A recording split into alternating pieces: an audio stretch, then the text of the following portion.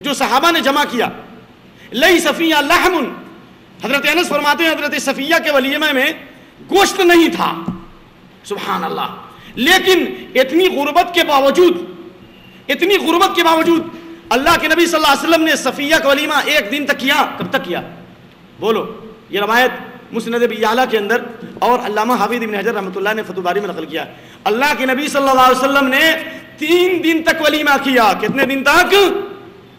3 دن تک. ان کا ولیمہ؟ صفیہ کا رضی اللہ عنہا. اس سے معلوم ہوا کہ ولیمہ ایک ہی دن نہیں بلکہ 3 دن بھی کھلا سکتے.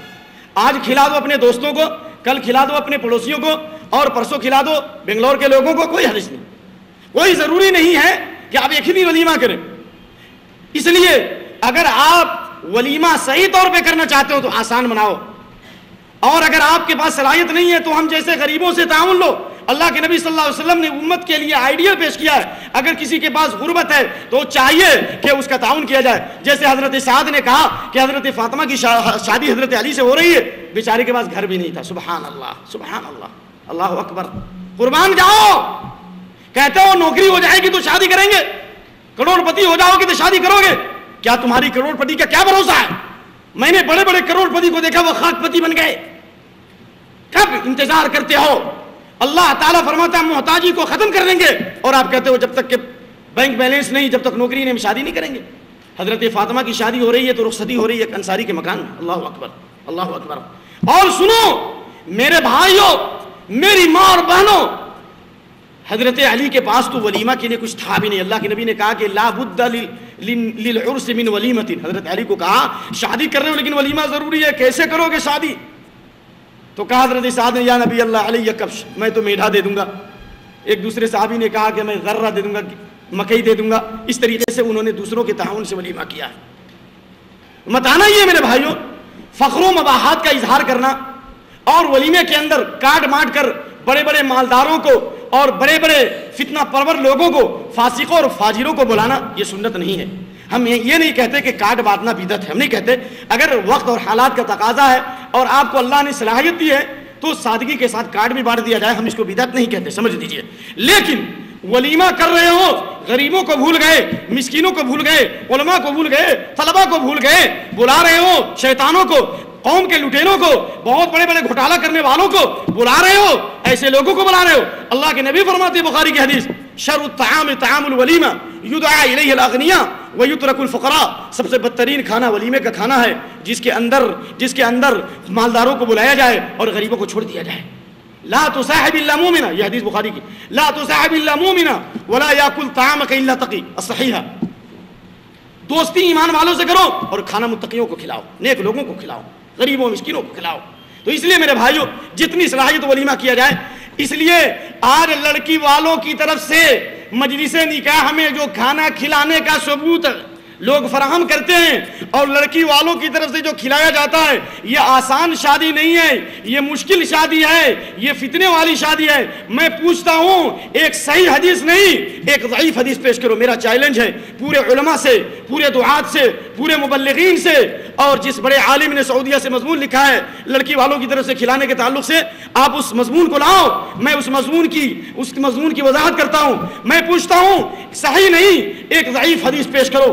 نبی صلی اللہ علیہ وسلم کی زندگی اسوہ نمونہ ہے. نبی نے جیسی نماز پڑھی ویسی نماز پڑھو گے، نبی نے جیسے وضو کیا ویسے وضو کرو گے. نبی صلی اللہ علیہ وسلم نے حضرت عائشہ سے شادی کی، حضرت ابو بکر رضی اللہ عنہ نے کوئی دعوت کی، حضرت حفصہ سے شادی کی، حضرت عمر نے کوئی دعوت کی. سنو حضرت فاطمہ سے حضرت علی کی شادی ہوئی، اللہ کے نبی صلی اللہ علیہ وسلم نے فاطمہ کی طرف سے دعوت کیا ہے؟ کوئی ثبوت؟ زبیر بن عوام اتنے غریب تھے، میں نے بتایا ابھی آپ کو. جب اسما سے شادی ہوئی، حضرت ابو بکر غریب نہیں تھے، مالدار تھے.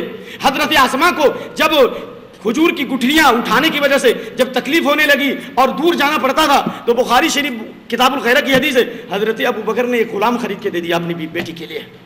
بتاؤ حضرت ابو بکر تو مالدار تھے، انہوں نے اپنی بیٹی اسما کی شادی میں کچھ کھانا کھلایا؟ کہاں سے لائے ثبوت؟ کہاں سے لائے ثبوت؟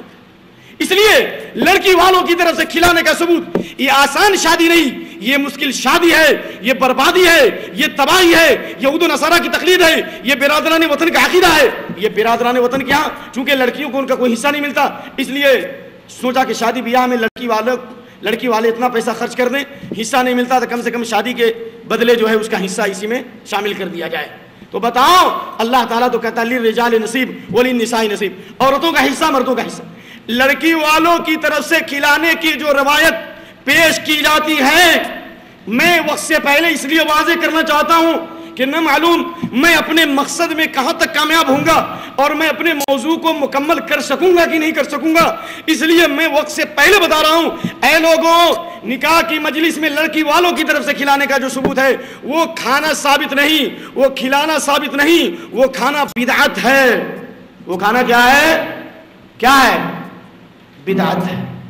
جو لوگ ثبوت دیتے ہیں نجاشی کے شادی کی، یہ روایت ترمذی وغیرہ کے اندر، ابن ماجہ وغیرہ میں ہے کہ اللہ کے نبی صلی اللہ علیہ وسلم مدینے میں ہیں اور ام حبیبہ بنت ابی سفیان حبشے میں ہیں۔ نجاشی کو آپ نے وکیل بنایا، نجاشی نے اللہ کے نبی صلی اللہ علیہ وسلم کی طرف سے ایجاب اور قبول کی سنت کو ادا کیا اور وہ امہر عنہا 4000 درہم، 4000 دینار، 4000 درہم، 4000 وامہر عنہا 4000 درہم، یعنی نجاشی نے حضرت ام حبیبہ بنت ابی سفیان کو اللہ کے نبی صلی اللہ علیہ وسلم کی طرف سے 4000 درہم دیے بطور مہر۔ اللہ اکبر، 4000 درہم دیے۔ اور جب شادی ہو گئی تو ابو داؤد باب الصداق، مہر کا باب، اس میں یہ روایت موجود ہے کہ نجاشی نے روکا کہ رکو۔ جب نکاح کی مجلس ہو گئی اور مہر کی ادائیگی ہو گئی تو نجاشی نے کہا رکو۔ کیا روکو؟ ان سنت الانبیاء اذا تزوجوا ان یوکل طعام علی التزویج، انبیاء کی سنت یہ رہی ہے کہ جب انبیاء نے شادی کی ہے، شادی کے بعد کھانا کھلایا ہے۔ شادی کے بعد کھانا کھلانا یہ انبیاء کی سنت ہے۔